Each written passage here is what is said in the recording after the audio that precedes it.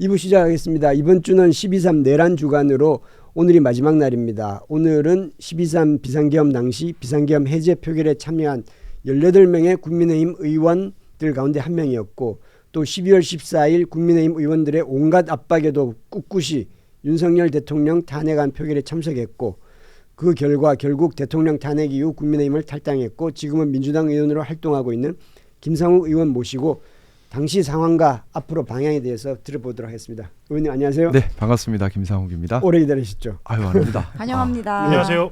안녕하세요. 반갑습니다. 예. 눈 내린 한결의 본사 사옥이 너무 아름답네요. 고맙습니다. 오면서 감탄하면서 왔습니다. 예. 좀 넘어졌으면 생각이 달라질 수 있는데 매우 미끄럽습니다. 등산화 신고 왔습니다. 네. 젊으시니까. 먼저 그 얘기부터 하죠. 우리 지금 방금 내란 전담 재판부 이야기한 거 들으셨죠? 네네. 이거 어떻게 해야 돼요? 민주당에서. 저는 뭐 처음부터 좀 기본적으로 그 생각을 가지고 있습니다. 뭐냐면 어떤 일이 있을 때 제도에 대한 접근, 사건에 대한 접근은 다르다. 그리고 물론 12.3 내란이라는 것이 제도의 구조적 문제도 원인이 되었지만 12.3 내란 자체는 사건이잖아요. 그러면 12.3 내란을 대하는 것도 사건에 대한 대응으로 해야 한다. 제가 이 말씀 왜 드리냐면 제도를 바꾼다는 것은 부작용이 있을 수밖에 없고 유예기간도 거쳐야 하고 또 제도의 궁극적 변동 목적은 국민 입장에서 더 효율적이고 공정한 제도를 만들어야 되기 때문에 시간이 걸릴 수밖에 없습니다. 그래서 우리가 검찰개혁도 1년 유예기간이 필요했던 것이고요.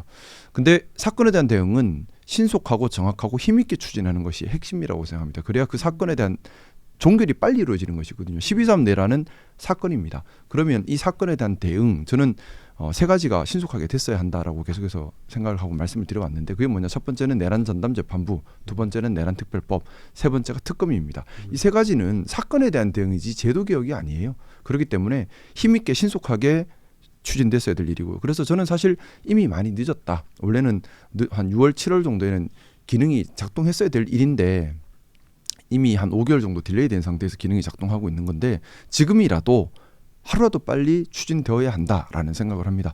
뭐 일각에서는 내란 전담 재판부가 위헌이 아니냐 이런 얘기들을 하는데 뭐 제가 볼 때는 위헌은 아닌 것 같고요. 또 일각에서는 경우에 따라 재판이 중단되는 것이 아니냐 얘기를 하는데 그걸 제일 우려하는. 그 가처분 신청은 사실 헌법재판소에서 판단하는 일입니다. 헌법재판소에서 가처분 신청을 인용을 하려면 이것이 위헌이라는 전제가 있어야 그런 판단을 할 수가 있는 거거든요. 근데 모르겠습니다. 저의 짧은 법지식으로는 또 상식으로는 이게 위헌이 될 수가 없는 거예요. 그럼 헌법재판소에서도 위헌이 아니다라고 판단할 가능성이 저는 더 높다고 생각되고 그 판단 역시 또 신속하게 해야 되는 국가의 중요한 일이죠. 그러면 어떤 조치를 하더라도 헌법소원은 다 걸 수 있습니다. 헌법소원이 무서워서 못하면 아무것도 못하는 거예요. 이것이 사실. 받아들여진다고 네. 하면요, 그죠? 그죠. 근데 받아들일 가능성이 별로 크지 않다고 예. 저는 생각이 들고 그러니까 헌법소원 자체를 겁낸다. 그러면 아무것도 못하는 거예요.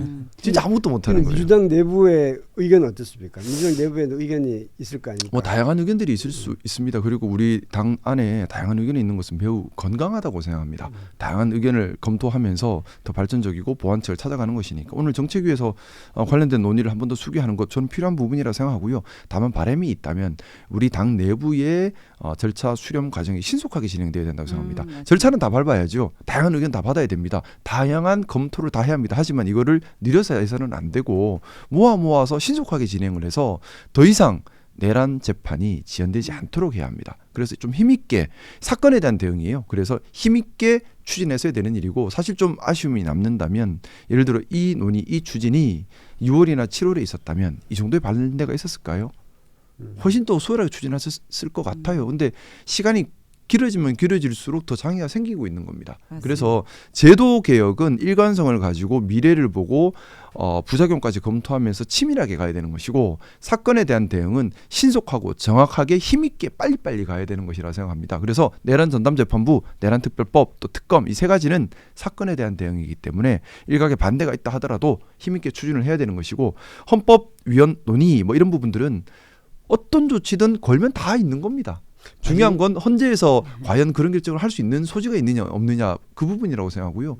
뭐 제 개인적인 생각입니다만 헌재에서 위헌으로 판단할 소지는 저는 매우 적다 이렇게 봅니다.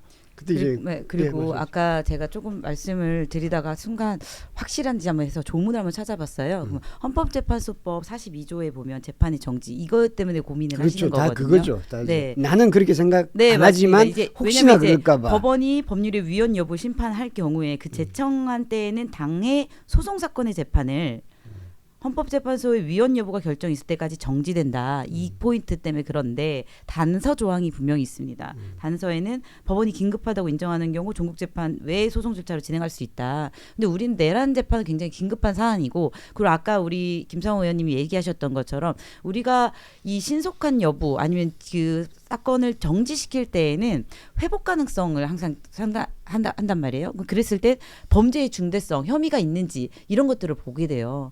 그랬을 때 이거는 어떤 법조인들이 봤을 때 그렇게 위헌 여부가 있지 않다라고 본다면 우리가 이게 과연 정지된 사항일까라는 생각도 다시 한번 받아봐야 되기 때문에 무조건 이 그 내란 전담 재판부 제도 자체가 불법이다. 아니면 이 위헌 재판 신청을 하는 위헌 법률 심판을 하는 신청을 하는 경우에 반드시 정지될 것이다라는 인과관계가 있지는 않다라는 말씀을 드리고 싶습니다. 좀 임의 배당에 관한 얘기도 네. 지금 나오고 있는데 네. 거기에 대해서 네. 좀 네. 말씀을 네. 드리고 네. 싶어요. 뭐냐면은 지금 보면 글쎄요. 지금 배당 제대로 되고 있나요? 어떻게 보면 대법원장이 법원 행정처를 통해서 배당에 직간접적으로 영향력을 행사하고 있지 않습니까? 그렇죠. 그리고 네. 이번 직위원재 판부로 배당된 것 관련해서도 이미 뭐 소영기 의원님이나 여러분들이 거기에 대한 대법원장이 약간 계획된 배당 같다라는 여러 의혹들을 제기하고 있습니다. 이거는 그럼 문제 있는 거 아닌가요? 그리고 이 내란이라고 하는 것은 우리 헌법전에 규정된 죄 중에 가장 무거운 죄입니다. 그렇죠. 그리고 우리가 윤석열 내란 수괴 사건을 법정까지 세우는데 얼마나 힘들었습니까?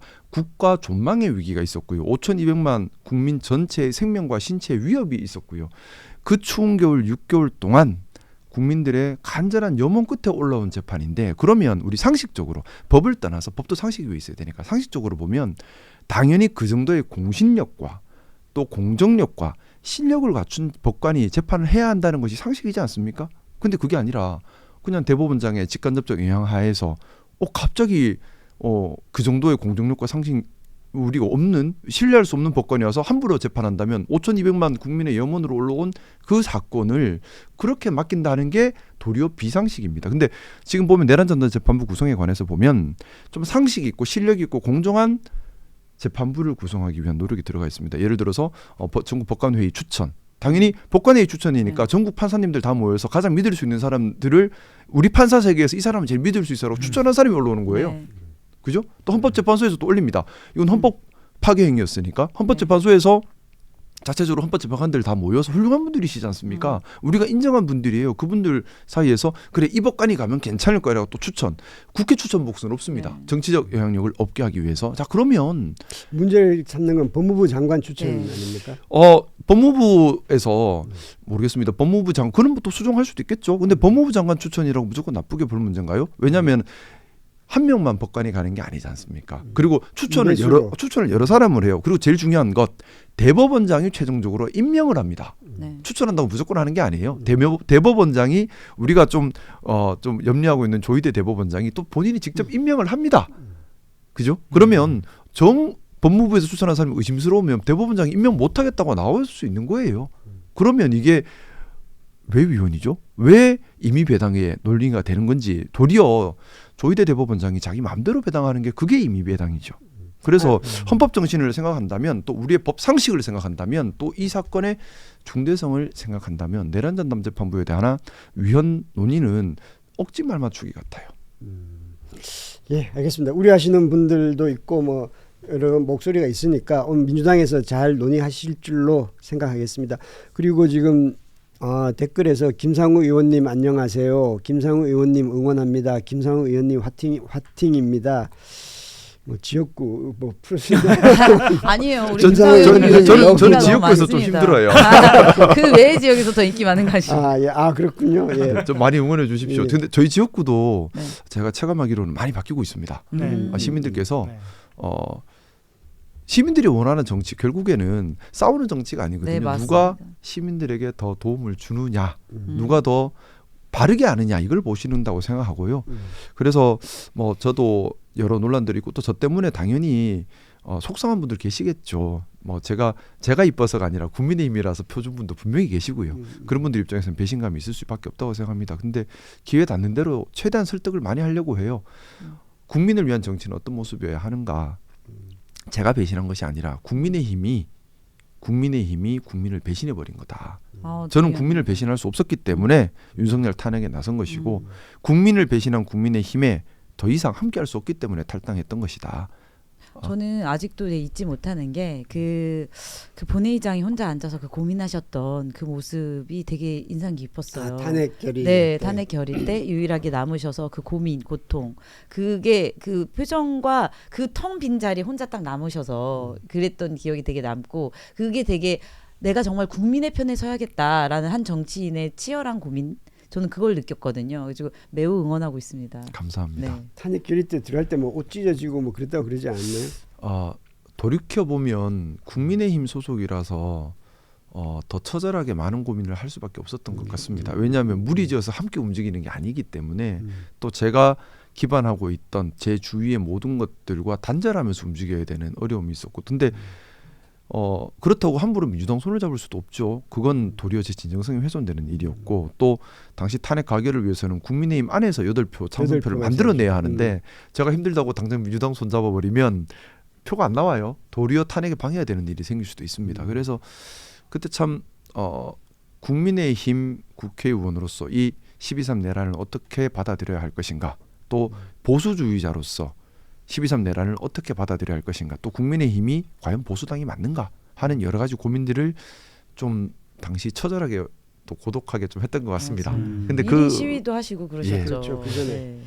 그 1인 시위할 때는 너무나 간절했어요. 왜냐하면 그때 1인 시위할 때는 12월 14일 탄핵 가결이 되지 않으면 대한민국이 전쟁을 겪을 수밖에 없다. 네. 내전이든 북한과의 전쟁이든. 그때 그런 2차 생각을 때도 많이 안 되면 그냥 한 달 뒤로 또 넘어가는 거죠. 그 다음으로. 그렇죠. 한 달 뒤로 넘어가는데 그때 국민의힘 권성동 원내대표 집권 이후에 국민의힘 의원님들 사이에서 좀 불안한 얘기들이 많이 돌았어요. 네. 뭐냐하면 이번에 보이콧 또는 반대로 막아버리면 한 달의 시간을 벌고 그 한 달이면 진영이 결집하고 진영이 결집하면 어떤 변수가 생길지를 모른다. 근데 진영이 결집해서 변수가 생긴다. 그 변수가 윤석열을 구하고 정권을 지킬 정도의 변수라면 내전밖에 없어요. 그렇지 않습니까? 그리고 우리가 1월 달에 목도했습니다. 진영 결집에 얼마나 대한민국에 큰 파국을 주는지, 네. 그리고 그 힘이 얼마나 대단한지. 사실은 그래서 12월 14일 탄핵 가결 전에 만약에 이날 가결이 안 되면 대한민국은 정말 큰 위기에 처한다. 시민들이 크게 정말 다친다라는 맞습니다. 너무나 큰 간절함이 네. 있었고요. 그때 구체적으로는 국민의힘이 절대 보이콧하게 해서는 안 된다는 생각. 두 번째는 참석해서 찬성표, 표결 8표는 반드시 만들어내야 한다는 생각. 그게 강했는데 국민의힘이 12월 14일 저도 뭐 들은 얘기긴 한데 12월 14일 오전까지만 하더라도 보이콧할 의향이었다고 들었습니다. 근데 그때 당시 시민들께서 정말 단호하게 국회에 모여서 목소리를 내주셨습니다. 그 압박감 때문에 네. 아마 국민의힘에서도 그냥 보이콧은 못하겠다라는 생각을 했나 봐요. 그래서 의원총회에서 또 권성동 원내대표 자신감도 있었습니다. 다 설득되었다는. 김상욱 빼고 설득 끝났다. 네, 네. 그래서 그때 뭐 들은 얘기지만 의원총회 때 탄핵에 찬성할 사람하고 확인을 했다고 합니다. 네. 근데 뭐 거의 없고 다 탄핵에 네. 반대하는 걸로 나와서 야 들어가도 막을 수 있겠다고 괜찮겠다. 판단을 했나 봐요. 네. 그래서 들어가자 했는데 탄핵 찬성표가 12표나 네. 나왔죠. 네. 그래서 그 전날 탄핵 가결 이후에 의원총회 저는 안 갔는데 네. 저는 갈 데가 없었습니다. 네. 전날 탄핵은 됐는데요. 네. 갈 데가 없는 거예요.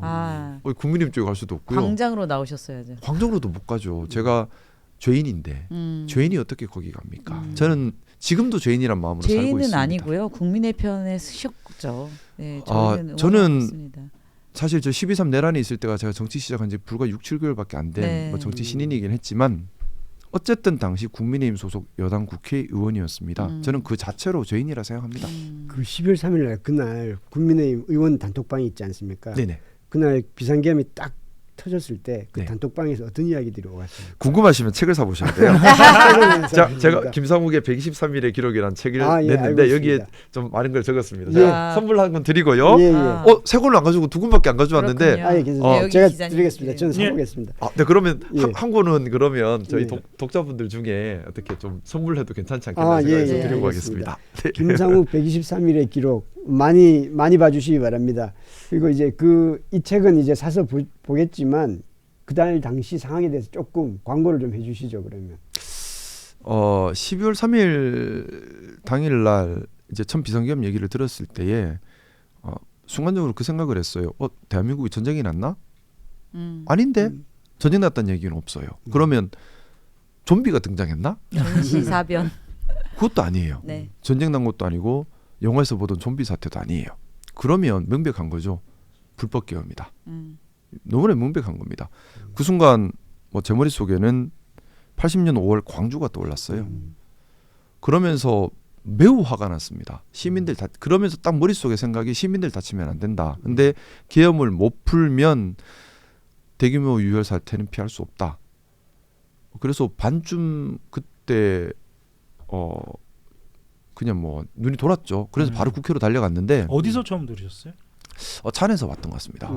그래서 이제 저녁자리 마치고 올라오는 차 서울에 안에서 있었나요? 예. 네. 그래서 빨리 들어갈 수 있었어요. 그래서 저는 담 안 넘고 편하게 들어갔는데 일찍 갔군요. 네. 네, 경찰이 문을 열어주더라고요. 아, 저한테는. 처음에. 그걸 막 열었다 닫았다 막 왔다 갔다 했으니까. 초기에는 열었다 네, 닫았다 맞아요. 경찰들도 헷갈려했어요. 네, 그때 들어갔어요. 맞아요. 그래서 좀 편하게 들어갔는데 들어가면서 가까운 분들께 내가 못 나올 수 있다. 내가 죽을 수 있다. 그래서 좀 뒤를 부탁한다 하면서 구체적으로 이런저런 부탁들을 좀 하면서 들어갔습니다. 친위 쿠데타였기 때문에 저는 실패한다는 생각을 사실 안 했어요. 그리고 들어가면 죽을 거라는 생각을 혼자 그때 좀 했었습니다. 그래서 하지만 그래도 계엄 해제 의결은 하고 죽어야 한다. 네. 안 그러면 민주주의 불꽃이 꺼진다는 생각을 했고 그조차 하지 않으면 시민들이 더 많이 희생된다는 네. 생각을 했어요. 그리고 약간 신락 같은 희망이지만 국회에서 계엄 해제 의결을 하면 윤석열이 철수할 수도 있지 않을까라는 희망, 그 정도 희망으로 들어갔는데 사실은 국민의힘 의원들 상당수는 안 왔죠. 당사로 빠졌습니다. 왜 안 왔을까 생각해봤는데 국민의힘 의원들은 여당 의원이잖아요. 아마 계산을 한 것 같아요. 뭐냐면 쿠데타가 성공한다고 해서 나한테 불리할 건 없어. 도리어 더 좋을 수도 있고 또 실패하면 실패하는 대로 그때 가서 목소리 내면 되지 뭐. 일단 지켜보자 하는 분들이 많지 않았을까라는 추정을 합니다. 그건 누구나 다 그래 추정하죠. 네. 예, 근데 그게 저는 너무 비겁한 것 같아요. 첫째는 그때는 머리를 그렇게 쓸 때가 아니라 가슴으로 옳음을 추구해야 할 때입니다. 우리가 과거 80년 5월에 광주 민주 선배님들 그리고 80년대 87년 민주 운동을 이끌었던 선배님들이 머리로 싸운 게 아니에요. 가슴으로 이게 옳기 때문에 다 모든 걸 내던지고 싸운 분들인데 근데 국회의원입니다. 일반 시민이 아니에요. 국회의원에 맨날 보면 국회의원에 대해서 권한만 찾잖아요. 그게 아니라 책임과 무게를 생각해야 하는데 국회의원은 헌법수호 선서를 한 사람이고 또 시민들을 지키고자 그 자리에 있는 사람입니다. 그러면 누구보다 헌법수호를 위해서 헌법이 위기에 처했을 때 앞장서야 되는 거거든요. 근데 그때 머리로 계산을 하면서 뒤로 빠진다? 국회의원 자격이 없는 거죠. 또 이게 불법인지 아닌지 판단 안 된다? 그것도 자격이 없는 거죠. 텔레그램 방에서 이제 국회로 갑시다라든지 이런 제가 얘기가 순간적으로 다 안 오겠구나 생각을 했어요. 그래요. 그래서 오자 해도 그건 의미가 없다는 생각을 했고 그래서 제가 음. 한마디 남겼습니다. 역사의 죄인이 되어서는 안 됩니다. 그 정도는 다 이해할 수 있다고 생각했어요. 그래서 제가 호소하고 싶었던 건 양심이었습니다. 역사의 죄인으로 남지 말라. 그래서 역사의 죄인이 되어서는 안 됩니다라고 텔레그램 방에 한 문장 남겼습니다. 당시에 따로 개인적으로 연락을 주고받거나 물론 긴급한 상황이긴 합니다만 여러 군데 전화를 많이 했던 것 같아요. 그래요? 예, 많이 했는데 의원들끼리 의원들한테 의원들께도 하고 네. 여기저기 당직자한테도 하고 했는데 좀 제가 원하는 대답은 잘 듣지는 못했습니다. 그래요. 예.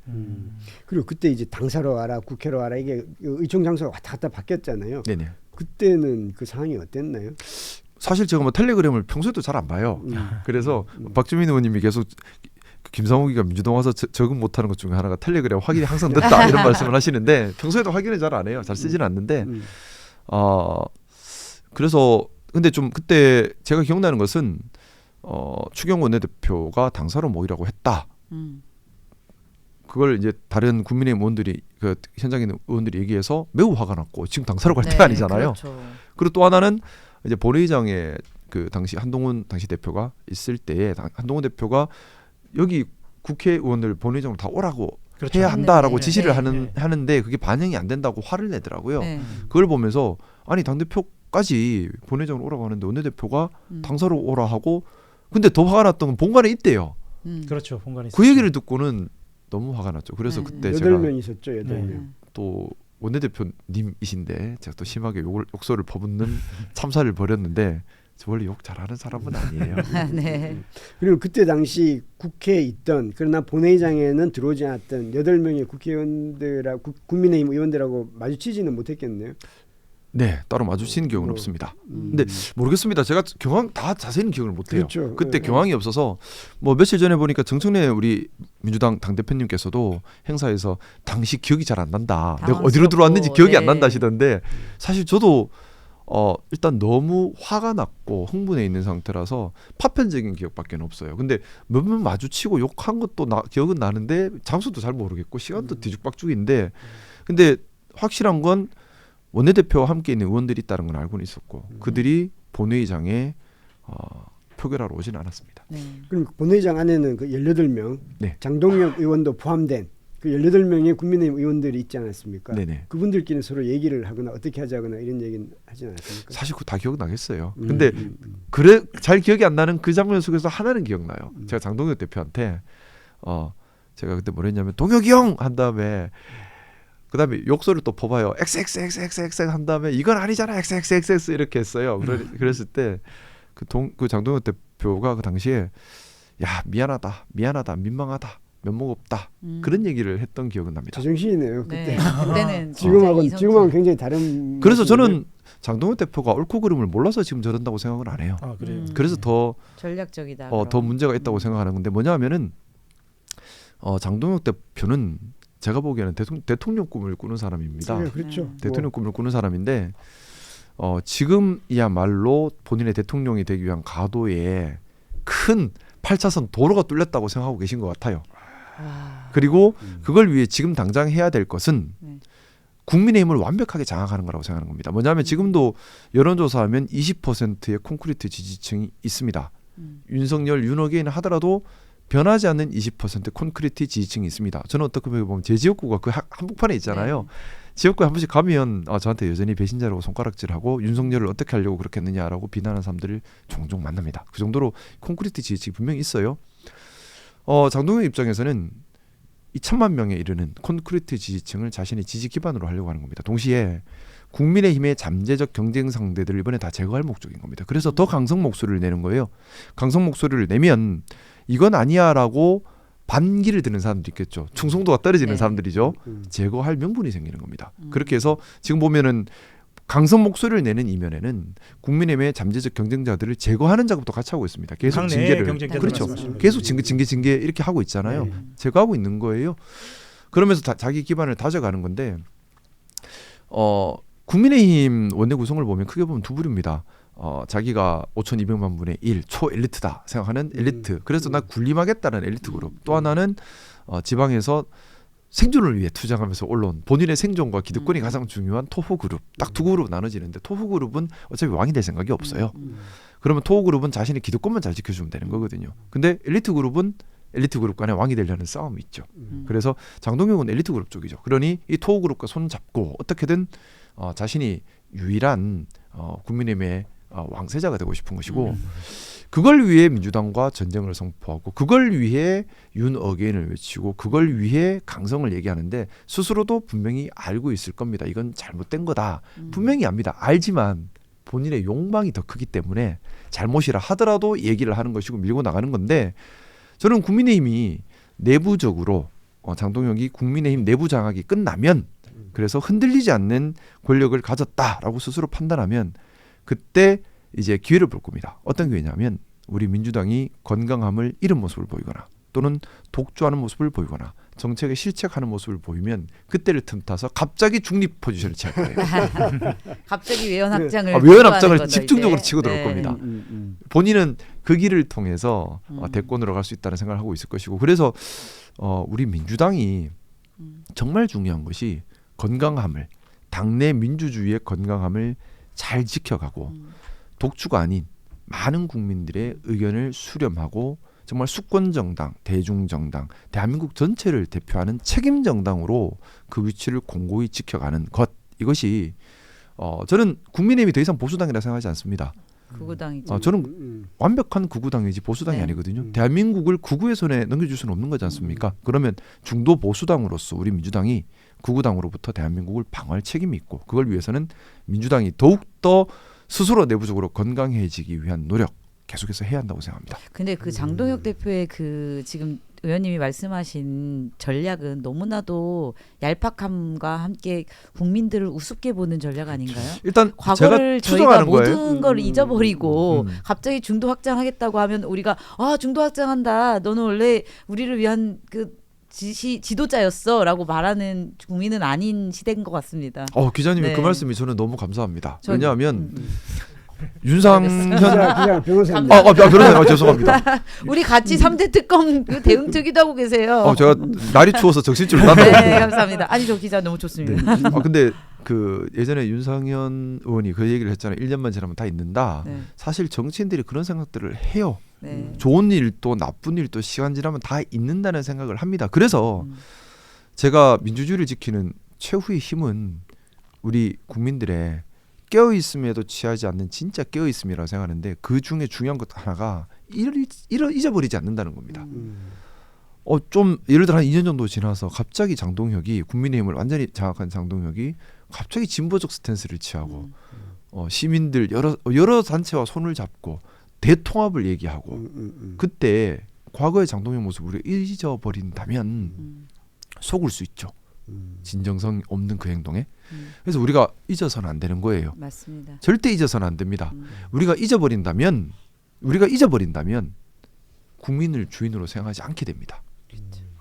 그래서 저는 대한민국 국민들이 세계에서 가장 민주의식이 높고 성숙한 현명한 국민들이라 믿고 있고요. 또 그걸 네. 보여주셨습니다. 네. 지난 촛불혁명 또 비세혁명을 통해서 확실히 세계에 각인을 시켰습니다. 네. 대한민국이 민주 모범 국가라는 걸 각인시켰고요. 우리 국민들께서 잊지 않을 것이라 믿습니다. 그 저 국민의힘 분석하시면서 토와 1%의 엘리트 뭐 이렇게 말씀하신 게 좀 굉장히 인상적이었는데, 그 국민의힘에서 지내신 기간하고 그보다 조금 더 민주당에서 지낸 기간이 길어진 것 같아요. 민주당이 더 길게 있었네요. 그렇죠. 네, 어떠신가요? 네. 비교해 보시면 좀 어, 다른 점이 좀 어떤 점이 좀 있으신가요? 아마 피부로 느껴지는 뭐 이런. 22대 국회의 의원님들 중에 제가 제일 입체적으로 보고 있는 것 같습니다. 맞네요. 사실 민주당 와서 깜짝 놀란 것이 민주당 의원님들이 국민의힘을 잘 몰라요. 그런가요? 잘 모르시더라고요. 근데 저는 국민의힘도 보이고 민주당도 보이는데 네. 두 당에 분명히 이런저런 차이는 있습니다. 근데 저는 그 생각을 계속 말씀을 자주 드립니다. 뭐냐면 비난하고 비판하는 건 쉽습니다. 근데 거기서 멈춰버리면 똑같은 겁니다. 그게 아니라 비판하면서 타산지석 삼을 교훈을 우리가 얻어야 합니다. 맞습니다. 국민의힘이 망가진 것은 건강함을 잃어버렸기 때문입니다. 국민의힘이 망가진 것, 예전을 돌이켜보면 예를 들어 김영삼 대통령이 처음에 신한국당 만들 때 신한국당 맞나요? 맞아요. 오래돼서 네. 그 당 만들 때 김영삼 대통령 초기에는 개혁 정책 확실하게 네. 추진했었죠. 예. 민주 인사들 적극 등용하고 독재 인사들 다 몰아내고 하나의 척결하고 척결. 금융실명제하고 어떻게 보면 민주개혁 정당의 모습이었습니다. 그런 어떻게 보면 가장 보수 정당이죠. 저는 보수당이라는 이름 쓰려면 제가 자주 하는 말이라 듣기 또 지겨울 수 있겠지만 한 번 더 말씀드리자면 더 이상 이제 진영으로 세상을 봐서는 안 되고 기능으로 봐야지 정말 국민 주권이라고 생각을 하는데, 보수당은 보수의 기능을 수행해야 합니다. 보수의 기능이라고 하는 것은 우리 사회가 합의한 공통 가치를 지켜가고 그 중요함을 아는 겁니다. 또한 사회 혐오 갈등을 막아내고 통합을 추진해 나가는 겁니다. 또한 사회 안정을 지키는 거예요. 통합, 안정, 공통 가치 수호, 이게 보수당의 핵심 기능이라고 생각합니다. 자, 그러면 국민의힘이 보수당을 참칭하지만 보수의 기능을 전혀 수행하지 못하고 있죠. 헌법을 부수고 헌법의 제1가치인 민주주의를 훼손하고, 또한 통합이 아니라 혐오 갈등에 기대고 있습니다. 사회 안정이 아닌 사회 불안을 조장하려 해요. 자, 왜 이렇게 되었는가? 당내 건강함을 잃어서 그런 겁니다. 당내 건강함을 그러면 왜 잃었는가? 이걸 생각해야 되잖아요. 원내의 건강함을 잃은 이유, 또 당원의 건강함을 잃은 이유. 거기서 우린 교훈을 얻어서 타산지석 삼아서 우리 민주당은 절대 건강함을 잃지 않아야 한다고 생각하는 겁니다. 지금 민주당이 건강해야 되는 시대적 사명이 너무나 커요. 왜냐? 국민의힘이 더 이상 정당 기능을 수행하지 않습니다. 그러면 어쩔 수 없이 민주당이 스스로 내부 견제를 하고 국민의 신뢰를 얻고 책임 정당으로 야당 없이 기능해야 되는 정말 특이한 상황인 겁니다. 그래서 저는 우리 민주당이 더 건강해야 한다. 더 건강해야 한다. 우리 스스로 더 되돌아봐야 한다. 중요한 것은 당원들의 지지도 중요하겠지만 국민 전체의 신뢰를 지켜가는 겁니다. 그래야 수권 정당일 수 있고 그래야 책임 정당일 수 있습니다. 좀 그 말씀을 많이 드리고 싶고요.